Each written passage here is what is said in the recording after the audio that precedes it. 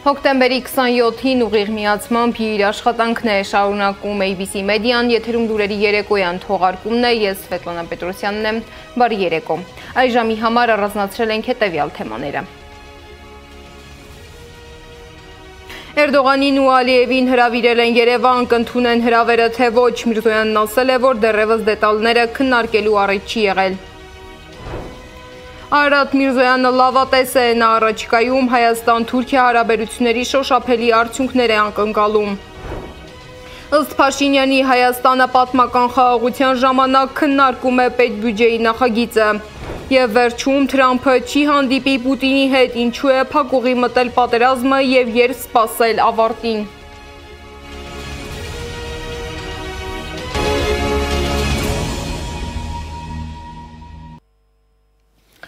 Եվ այսպես երկրի գլխավոր դիվանագետը հայտնել է, որ Երևանը հրավիրել է Ադրբեջանի և Թուրքիայի նախագահներին մասնակցելու հաջորդ տարի Երևանում կայանալիք եվրոպական քաղաքական համայնքի գագաթնաժողովին։ Սակայն հրավերը դեռ միայն բանավոր է և դեռ պարզ չէ, արդյոք Ալիևն ու Էրդողանը կընդունեն և կժամանեն Երևան։ Միրզոյանը ասել է, որ դեռևս դետալները քննարկելու առիթ չի եղել։ Մենք հրավերներ ենք ներկայացրել ու փաստաթղթային դեռ չենք ուղարկել, բայց բանավոր հրավիրել ենք ամենաբարձր մակարդակով մասնակցելու։ Ալիևին եւ Էրդողանին։ Այո։ Իսկ բանավոր քննարկումներ կան, ինչ տրամադրություններ են գալու, չի շարունակվում, այսինքն այս ամենը շատ թարմ է եւ դեռ առիթ էլ չի եղել այս մասին դետալներ կամ ինչ քննարկելու են։ Բայց կարծում եք դա ինչպես կընկալվի հասարակության կողմից հաշվի առնելով։ Կարևոր հարց եք բարձրացնում եւ լեգիտիմ եւ օբյեկտիվ։ Ես կարծում եմ, որ ես այսօր ամբողջ օրը երկու հանձնաժողովներում այդ մասին հնարավորություն ունեցա խոսելու, եղել է հակամարտություն, հեղվել է արյուն։ Մեր շատերի սիրելիների ամեն մեկը գոնե առնվազն եթե ողջ ազգական բակից ինչ որ մեկին գիտի կամ ընտանիք գիտի որ տեղել է զոհ իրանց կողմից էլ է եղել զոհեր մենք մեր սերունդը կայացել է մեծացել է մի նարատիվի պայմաններում որտեղ այդ մարդիկ ընկալվել են թշնամի այսինքն ընկալվել է որ իրական թշնամություն է եղել մեր մեջ հիմա հաշտեցման գործընթացներ խաղաղություն հաստատվում է միշտ խաղաղություն չի հաստատվում բարեկամների միջև, ընկերների միջև, խաղաղություն հաստատվում է 3 կամ մինչև այդ վարկյանը թշնամանք ունեցող հասարակությունների միջև։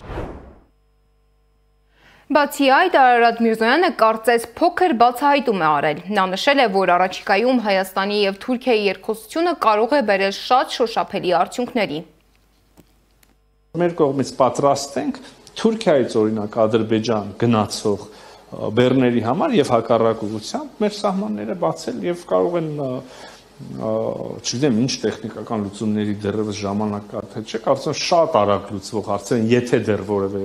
բանի կարիք կա օրինակ սահմանին կոնկրետ ենթակառուցվածքի հիմնադրման թե չէ բայց մենք էլ պատրաստ ենք շատ արագ այդ հարցը լուծել եւ կարող ենք թույլ տալ այսինքն թույլ տալիս ենք պետք է հնարավոր դարձվի ֆիզիկապես լինի այդ տարանցումը օրինակ դեպի Ադրբեջան կամ Ադրբեջանից դեպի Թուրքիա։ Բանակցություններ երբեք նախատեսում անցնել այդ ճանապարհով չկա այդպիսի բան կոնկրետ խոսակցություն Հուսով եմ շատ շուտ կհասնենք նաև այդ կոնկրետ խոսակցությանը, ի վերջո ապաշրջափակում մեծ հաշվով էս նաև դրա մասին է։ Իհարկե այստեղ Թուրքիայի կոմպոնենտն էլ կա, մենք շատ ինտենսիվ երկխոսություն ունենք Թուրքիայի հետ։ Ես կարող եմ նաև իմ դիրքորոշում եմ իմ գնահատական ասել,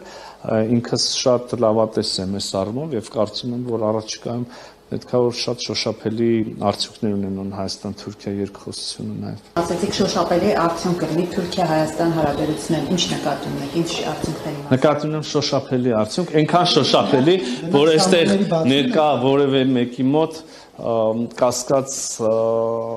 չթողի, թե մենք հենց այդ շոշափելին նկատի ունենք։ Երկրի գլխավոր դիվանագետը նաև ներկայացրել է, թե միջազգային հարթակում ինչ հարաբերություններ ենք հաստատել։ Հայաստանը դիվանագիտական հարաբերություններ ունի 185 երկրի հետ։ Նախարարի խոսքով այս տարվա կարևորագույն քայլերից մեկը դեսպանություններ հիմնելն է եղել։ Հայաստանը դեսպանություններ է հիմնել Կիպրոսում, Հունգարիայում, որտեղ դեսպանն արդեն աշխատում է, եւ Օմանում։ Լսենք նախարարի ելույթի առանցքային կետերը։ Ադրբեջանի հետ ձեռք բերված բոլոր պայմանավորվածությունները համարում են փոխշահավետ։ Այս փոխշահավետությունն է, որ ապահովելու է պայմանավորվածությունների հետագա ընթացքը, կենսագործումը եւ հարատեվությունը։ Այն, ինչ մենք ստացել ենք, մեզ շահավետ է, մեզ ձեռնտու է։ Մենք շահագրգռված ենք այդ ձեռք բերածը պահելու եւ զարգացնելու ուղղությամբ։ Այն, ինչ ստացավ Ադրբեջանը, թվում է, թե շատ ձեռնտու է եւ շատ կարեւոր է իրենց համար։ Ուրեմն երկու կողմն էլ շահագրգռված են լինելու պահել դրանք եւ զարգացնել։ Մենք ունենք փայլուն հարաբերություններ Իրանի Իսլամական Հանրապետության հետ։ Մենք գրեթե ամենօրյա կոնտակտի մեջ ենք։ Այն մանիպուլյացիաները, որ Իրանը դժգոհ է, չի համապատասխանում իրականությանը։ Ավելին ասեմ, մենք արդեն հանրահռչակել ենք, որ մեր հարաբերությունները ռազմավարական բնույթի են եւ դրանք արտացոլվելու են համապատասխան փաստաթղթով։ Իսկ Նիկոլ Փաշինյանի համար ոգևորիչ էր այն փաստը, որ առաջին անգամն է, երբ պետբյուջեի նախագիծը քննարկում են խաղաղության մթնոլորտում եւ փաստաթղթով։ Պարզվում է, արդեն 1 տարի 8 ամիս է Հայաստան-Ադրբեջան սահմանին փոխհրաձգության հետևանքով զինվոր չի զոհվել։ Փաշինյանի խոսքով անկախության պատմության մեջ մենք երբեք այսպիսի 1 տարի 8 ամիս չենք ունեցել։ Խաղաղությունը Հայաստանի եւ Ադրբեջանի միջև հաստատված փաստ է։ Դա հաստատված փաստ է եւ մենք պետք է նաեւ հարաբերվենք այն իրավիճակի հետ, որ խաղաղությունը մեզ համար անծանոթ երևույթ է, հասկանում եք, անծանոթ երևույթ։ Հայաստանի Հանրապետությանը ծանոթ չէ, թե ինչ է նշանակում խաղաղություն, որովհետեւ Հայաստանի Հանրապետությունը իր անկախության առաջին օրից եղել է կոնֆլիկտի մեջ։ Միաժամանակ Փաշինյանը հայտարարել է, որ Հայաստանը հենց այսօրվանից պատրաստ է անխոչնդոտ ապահովել բեռնատար ավտոմեքենաների տարանցումը Թուրքիայից դեպի Ադրբեջան եւ Ադրբեջանից դեպի Թուրքիա, մասնավորապես Մարգարա, Եղեգնաձոր, Սիսիան, Գորիս երթուղիով։ Փաշինյանը նաեւ վերահաստատել է Վրաստանում ասած հայտարարությունը։ Մեր ճանապարհները միջև Գորիս, միջև Կորնիձոր գտնվում են լավ վիճակում։ Եվ գիտեք, որ Կորնիձորում էլ որոշակի ենթակառուցվածք մենք ունենք եւ կարող ենք սպասարկել այդ թվում հակառակ ուղղությամբ, այսինքն եթե Կորնիձորի կողմից ադրբեջանական բեռնատար մոտենա եւ անցում կատարելու համար դեպի Թուրքիա, մենք հենց այսօր կարող ենք դա իրականացնել։ Մինչ Փաշինյանը խոսում է խաղաղության դրա դրական կողմերի մասին ու թե ինչքան լավ է այդ մթնոլորտում ապրելը, Թուրքիան գալիս ու կրկին խոսում է իր իրական նկրտումների մասին։ Թուրքիայի տրանսպորտի եւ ենթակառուցվածքների նախարար Աբդուլքադիր Ուրարօղլուն հայտարարել է, որ Զանգեզուրի միջանցքը կլինի միջին միջանցքի թողունակության մեծացման հիմնական գործոնը։ Նրա խոսքով Բաքու-Թբիլիսի կարճ երկաթուղու հնարավորությունները լիովին օգտագործելու հետ մեկտեղ Թուրքիան ձեռնարկում է քայլեր նոր երթուղի բացելու համար, որը կապ կստեղծի Ադրբեջանի արևմտյան շրջանը Նախիջևանի ինքնավար հանրապետության հետ։ Պատկերացնենք, որ 2026 թվականը բյուջետային համակարգի մեկնարկի կետն է։ Մենք էլ քննարկում ենք 2026 թվականի պետական բյուջեն։ Ուրեմն կես գիշերի դրությամբ եւ նույնիսկ մի ժամ անց պետական նույնիսկ 2 ժամ անց, նույնիսկ 3 ժամ անց, նույնիսկ 4 եւ 5, նույնիսկ առավոտվա դրությամբ պետական բյուջեի եկամուտները 0 են։ Հիմա ինչպես են ձևավորվում պետական բյուջեի գումարները։ Պետական բյուջեի գումարները ձևավորվում են հիմնականում արտաքին բաներն էլ, համագործակցություններն էլ սպայն հաշվի չեմ առնում, ձևավորվում են հետևյալ հարկերի միջոցով կամ վճարումների միջոցով, ավելացված արժեքի հարկ, ակցիզային հարկ, եկամտային հարկ, սոցիալական վճարներ, շահութահարկ, շրջանառության հարկ, պետական տուրքեր, ներառյալ մաքսատուրք։ Այսինքն Հայաստանի Հանրապետության պետական բյուջեն ձևավորվում է այս հարկերի միջոցով ձևավորված խողովակներով տեղի ունեցող վճարումներից։ Վերադառնանք խորհրդարան։ Խոսելով հենց պետական բյուջեի մասին, Նիկոլ Փաշինյանն ասել է, որ այն Հայաստանի ամբողջ կյանքը կազմակերպելու մասին է, ապա փորձել է ավելի հասկանալի բացատրել, որ մեզանից յուրաքանչյուրը ավելի լավ հասկանա։ Պետական բյուջեն Հայաստանի Հանրապետության ժողովրդի համատեղ ընտանեկան բյուջեն է։ Լսենք Փաշինյանի բացատրությունը։ Պատկերացնենք, որ 2026 թվականը բյուջետային համակարգի մեկնարկի կետն է։ Մենք էլ քննարկում ենք 2026 թվականի պետական բյուջեն։ Ուրեմն կես գիշերի դրությամբ եւ նույնիսկ մի ժամ անց պետական նույնիսկ 2 ժամ անց, նույնիսկ 3 ժամ անց, նույնիսկ 4 եւ 5, նույնիսկ առավոտվա դրությամբ պետական բյուջեի եկամուտները 0 են։ Հիմա ինչպես են ձևավորվում պետական բյուջեի գումարները։ Պետական բյուջեի գումարները ձևավորվում են հիմնականում արտաքին բաներն էլ, համագործակցություններն էլ սպայն հաշվի չեմ առնում, ձևավորվում են հետևյալ հարկերի միջոցով կամ վճարումների միջոցով, ավելացված արժեքի հարկ, ակցիզային հարկ, եկամտային հարկ, սոցիալական վճարներ, շահութահարկ, շրջանառության հարկ, պետական տուրքեր, ներառյալ մաքսատուրք։ Այսինքն Հայաստանի Հանրապետության պետական բյուջեն ձևավորվում է այս հարկերի միջոցով ձևավորված խողովակներով տեղի ունեցող վճարումներից։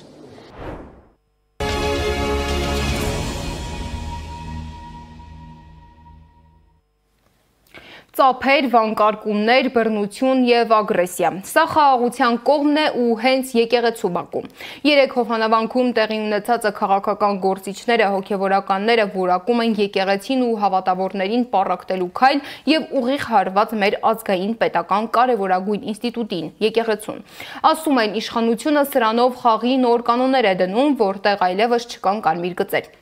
Իսկ աստվածաբանները կարծում են, որ մենք ականատես ենք լինում նոր աղանդի ստեղծման։ Ինչ տեղի ունեցավ Հովհաննավանքում, Սեդա Մակարյանն է ուսումնասիրել թեման։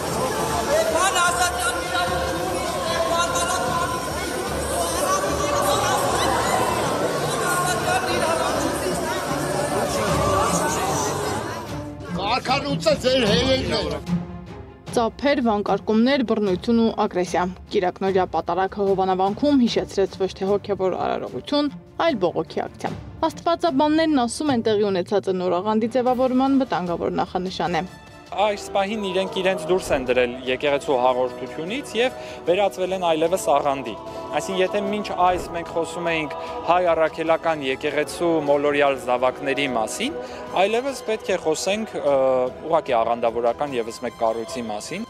Հայ աստվածաբաններն այսօր պատմական զուգահեռ են անցկացնում, հիշեցնելով, որ սա առաջին անգամը չէ, երբ եկեղեցուց փոխվելով փորձ է արվել ձևավորել նոր կրոնական ուղղություն։ Ես հասկանում եմ, դա պատմական զուգահեռ կարելի է ասել դիտարկել։ Թողարկեցների շարժման հետ, բայց երբ որ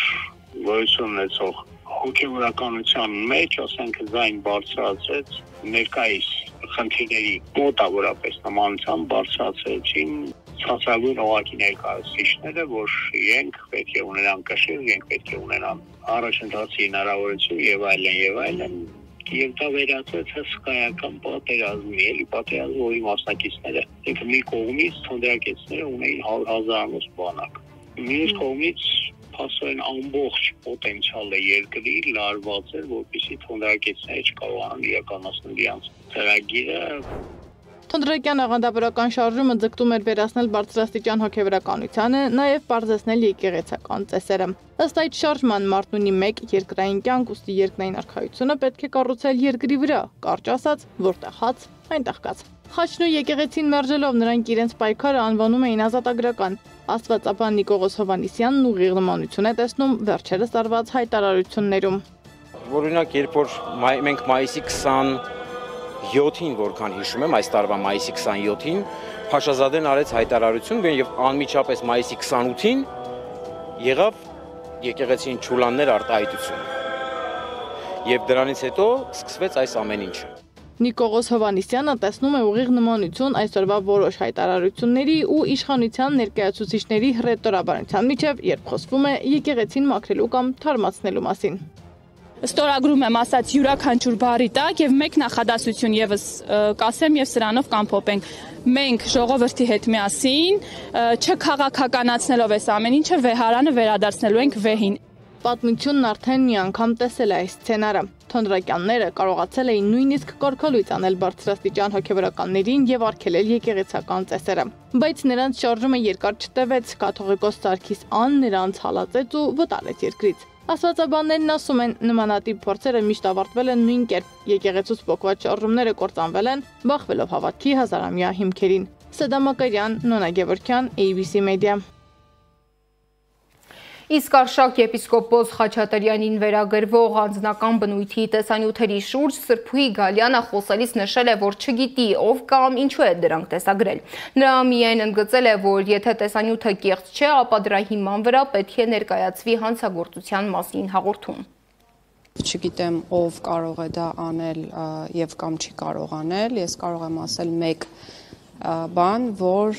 երևույթը ուղղակի անընդունելի է, անձնական կյանքին ցանկացած միջամտություն,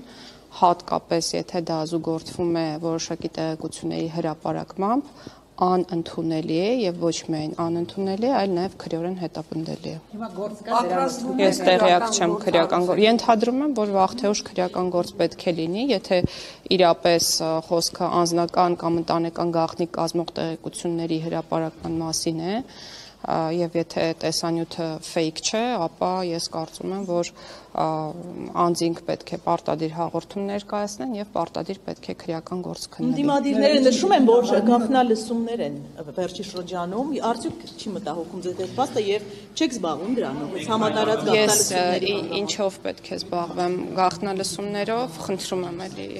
եթե կարելի է մի քիչ ներքև։ Ինչով պետք է զբաղվեմ ես գաղտնալսումներով։ Գաղտնալսումները իրականացվում են կոնկրետ մարմինների կողմից, կոնկրետ նպատակներին համահունչ, իսկ այդ նպատակները կապվում են միայն հանցագործությունների կանխման կամ բացահայտման հետ։ Տոտալ գաղտնալսումները, դրանցով շանտաժը եւ դրանց հրապարակումը դարձել են հայկական իրականության անբաժանելի մասը։ Ամեն օր հարուցվում են նոր գործեր տարբեր գաղտնի ձայնագրությունների հիման վրա, իսկ դրանց միջոցով հաճախ արատավորվում է մարդու անունը եւ հեղինակությունը։ Ստացվում է, խախտվում է անձնական տարածքի ու կյանքի սահմանը։ Դիտենք ռեպորտաժը, հասկանանք, որոնք են տարածվող ձայնագրությունների հակառակ կողմը։ Վերջերս համացանցը դարձել է հոգևորականների խոսակցությունների եւ անձնական կյանքի հրապարակման թատերաբեմ։ Իրադարձությունների կիզակետում են հոգևորականները։ Սյուժեն նույնն է։ Նախատեսված նյութը տարօրինակ ճանապարհով հայտնվում է համացանցում, ապա սկսում շղթայական ռեակցիայով տարածվել։ Արդյունքում մոռացվում է գլխավորը, որտեղից, ինչպես եւ ինչու։ Վերջին դեպքը Արշակ Սրբազանին վերաբերող տեսաձայնագրության տարածումն է։ Սկզբնաղբյուրը տելեգրամյան ալիք է։ Ունենք բավարար գործիքներ ստուգելու համար տեսաձայնագրության մեջ արհեստական բանականություն օգտագործված է, թե ոչ, այս մասին խոսեցինք մեդիա փորձագետ Արթուր Պապյանի հետ։ Չունենք բավարար գործիքներ, դա շատ դժվար է, տեսանյութերը ցածր որակի են, այնպես որ կարող են եւ իրական լինել, ես իրական չեմ էլ նայել, ուղղակի սկրինշոթերն եմ տեսել եւ համարել եմ, որ հարիր չէ, որպեսզի ես դա նայեմ եւ իրականում ես համարում եմ, որ ցանկացած մարդ, որ այդ տեսանյութերը դիտում է, դրանով իսկ իրականացնում է իրավունքի խախտում։ Ըստ Պապյանի, նման դեպքերի կիզակետում հայտնված տուժող քաղաքացին կարող է դիմել անձնական տվյալների վարչություն եւ ոստիկանություն։ Ավելին, ոչ միայն կարող է, այլ պետք է դիմի։ Առասակ ես կարծում եմ, որ ցանկացած տուժողի, այսպիսի պատմության կիզակետում հայտնված ցանկացած անձ իր քաղաքացիական պարտքն է դիմել համապատասխան մարմինեն եւ վարույթներ հարուցել, այդ դրանով իսկ ինքը ոչ միայն ինքը իրեն է պաշտպանում, այլ հետագա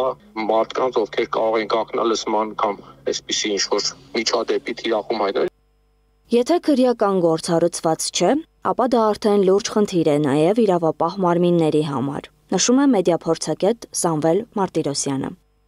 Դա կամ նշանակում է, որ սրա հետևում կանգնած են իրավապահ մարմինները, որը անթույլատրելի է ամեն կերպ, կամ դա նշանակում է իրավապահ մարմինները անգործության են մատնված եւ չեն հետաքննում այս արտահոսքի հետևանքները, որովհետեւ սա կոնկրետ հանցագործություն է։ Իսկ տեղի ունեցածի արժեքային կողմը մեկնաբանեց մարդու իրավունքների պաշտպանը։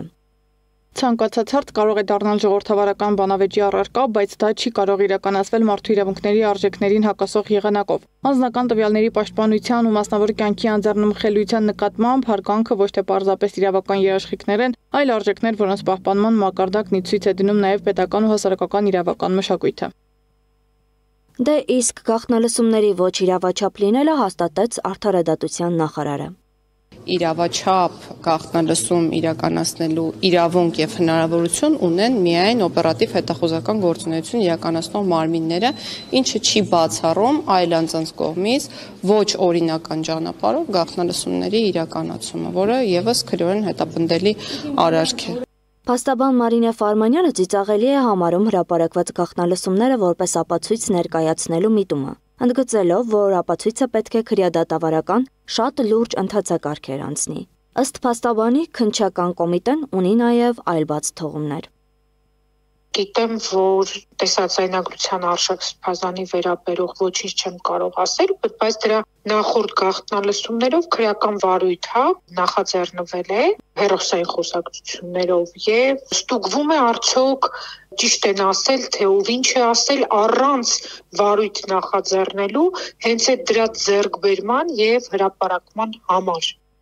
Չպետք է մոռանալ, որ Հայաստանի Հանրապետության սահմանադրությունը երաշխիքներ է ստեղծում, որ մեր անձնական եւ ընտանեկան կյանքը հարգվի։ Մենք ունենք մասնավոր կյանքի անձեռնմխելիություն, ինչ վերաբերում է վերջերս տարածված գաղտնալսումներին կամ տեսաձայնագրություններին, ապա դրանք ամբողջությամբ ապօրինի են։ Այս կարծիքին է փաստաբանը։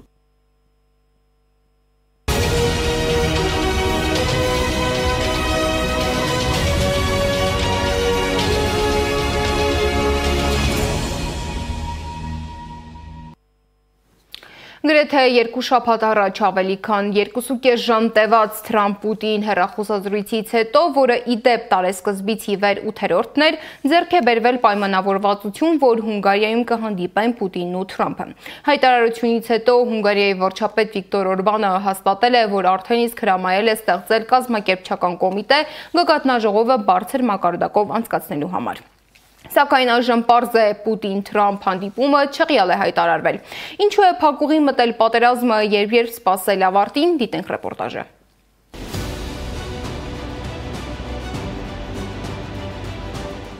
Պուտին-Թրամփ հանդիպում չի լինելու։ Միացյալ Նահանգների նախագահը, որ դեռ անցյալ տարի նախագահական քարոզարշավի ժամանակ պարզենում էր, որ իրենից ընդամենը 24 ժամ կպահանջվի Ռուսաստանի եւ Ուկրաինայի միջև պատերազմը դադարեցնելու համար, չեղյալ է հայտարարել Բուդապեշտում Դաշնության նախագահի հետ նախատեսված հանդիպումը։ Պատճառն ըստ Թրամփի դիվանագիտական ջանքերում առաջընթացի բացակայությունն է եւ զգացողությունը, որ ժամանակն անհաջող է ընտրված։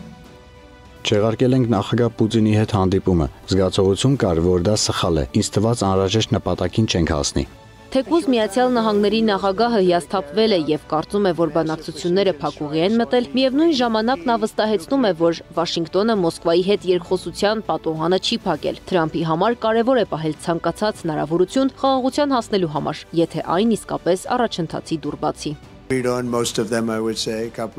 Վլադիմիրի հետ բանակցությունները միշտ լավ են անցնում, բայց առաջ չեն գնում։ Իսկ պատերազմը երկու շատ ուժեղ կողմերի միջև շարունակվում է։ Մարդիկ մահանում են։ Սա երկրորդ համաշխարհային պատերազմից հետո ամենածանր պատերազմն է։ Պետք է կանգնեցնել։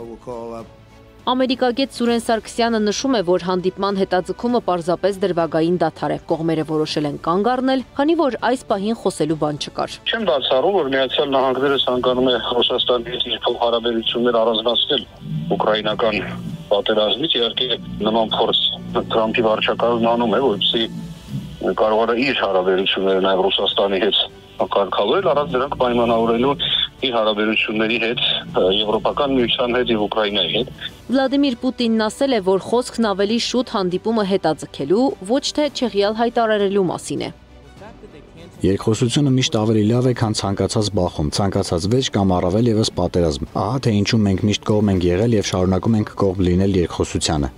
Պուտինին բանակցությունների դաշտ բերելու համար Թրամփը խստացրել է Ռուսաստանի դեմ պատժամիջոցները, սակայն Մոսկվայում այս քայլը գնահատում են ոչ բարեկամական։ Կրեմլի ղեկավարը հայտարարել է, որ նոր սահմանափակումներով Վաշինգտոնը վնասում է ռուս-ամերիկյան հարաբերություններին, որոնք նոր-նոր սկսել էին վերականգնվել։ Այո, պատժամիջոցները մեզ համար լուրջ են։ Իհարկե հասկանալի է, որ դրանք որոշակի հետևանքներ կունենան, բայց միևնույն է, էապես չեն ազդի մեր տնտեսական բարեկեցության վրա։ Իսկ ըստ Ռուսաստանի արտգործնախարարության պաշտոնական ներկայացուցիչ Մարիա Զախարովայի, Մոսկվան պատրաստ է շարունակել շփումները, բայց նշում է, որ պատժամիջոցները ոչ միայն խիստ հակաարդյունավետ են, այլև որևէ կերպ չեն նպաստում խաղաղության հաստատմանը։ Մարիա Զախարովայի խոսքով, Ռուսաստանի նպատակներն Ուկրաինայում չեն փոխվել։ Մենք այս քայլը համարում ենք չափազանց հակարդյունավետ արդյունավետ։ Այն վատազդակ է ուկրաինական հակամարտության կարգավորման շուրջ բանակցություններում էական առաջընթացի հասնելու առումով։ Եվրամիությունն իր հերթին հաստատել է Ռուսաստանի դեմ պատժամիջոցների 19-րդ փաթեթը։ Նոր սահմանափակումներով մինչև 2027 թվականն արգելվելու է հեղուկ բնական գազի ներմուծումը Ռուսաստանից։ Ուկրաինայի նախագահը ողջունել է թե Միացյալ Նահանգների, թե Եվրամիության պատժամիջոցները։ Վլադիմիր Զելենսկիի խոսքով 19-րդ փաթեթի վերաբերյալ որոշումը շատ կարևոր է։ Բայց ամերիկյան պատժամիջոցները եւս շատ կարևոր են։ Սա լավ ազդակ է մյուս երկրների համար միանալու պատժամիջոցներին։ Պետք է շարունակել պատժամիջոցները, մինչև Պուտինը դադարեցնի այս պատերազմը։ Իսկ թե երբ կավարտվի արդեն 4 տարի տևած պատերազմը, Սարգսյանը նշում է։ Դա ամենաբարձրացնը, թե ինչ պիտի լինի, որ պատերազմը ավարտվի, որովհետև խոր կողմերը կարծես շատ հեռու են։ Չնայած Բուդապեշտում Թրամփի եւ Պուտինի հանդիպումը հետաձգվել է, Հունգարիայի վարչապետ Վիկտոր Օրբանը հայտարարել է, որ հանդիպման նախապատրաստական աշխատանքները դեռ շարունակվում են։ Այժմի համար առանձնացրել ենք այսքանը, հետևեք մեզ YouTube-ում, Telegram-ում, Instagram-ում եւ Facebook-ում կամ այցելեք մեր պաշտոնական կայք 3w.abc.media.am։ ABC լուրերի հաջորդ թողարկումը կարող եք դիտել վաղ առավոտյան ժամը 9-ին։ Մնացեք խաղաղությամբ, բարի գիշեր։